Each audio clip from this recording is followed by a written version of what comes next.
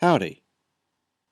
With Combiner Wars hitting retail, I'm reviewing a number of figures from toy lines devoted to the very concept of combining, starting with Energon Prowl.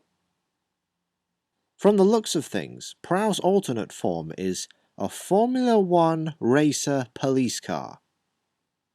Just humour the designers. Actually, Energon was known for its very stylistic vehicles, and this definitely has that cartoonish vibe with its chunky rear wheels, small spoiler, and the fact that it's much wider than traditional F1 racers. The deco is one that's both fitting and appealing, though I think the SWAT repaint released in a 2-pack with Checkpoint looks a little better.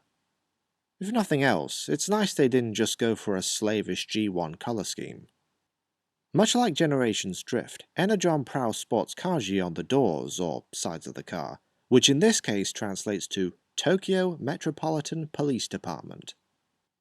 Each door has a port that allows you to store the weapons of various Energon figures, including his own, this clear blue spring-loaded missile launcher. See, they did this sort of thing long before Dock of the Moon came about.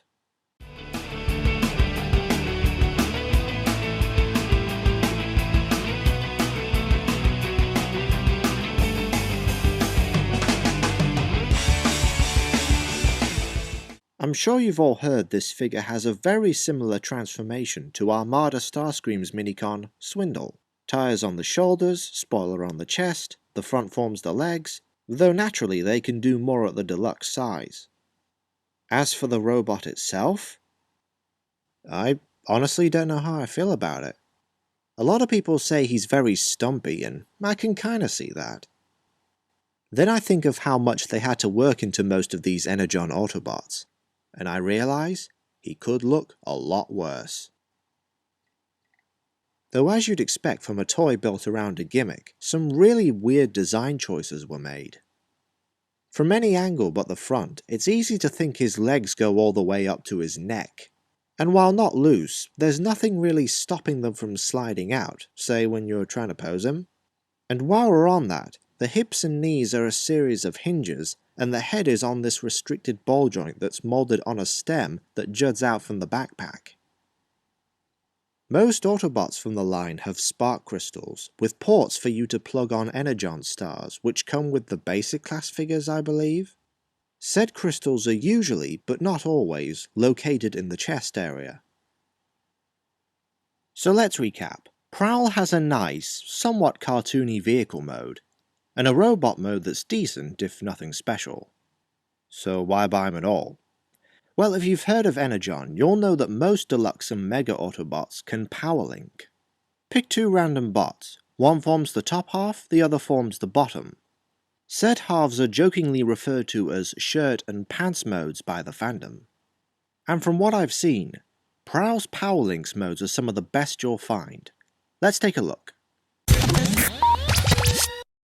The combined form is named after whoever's on top, so in this case it's Powerlinx Prowl.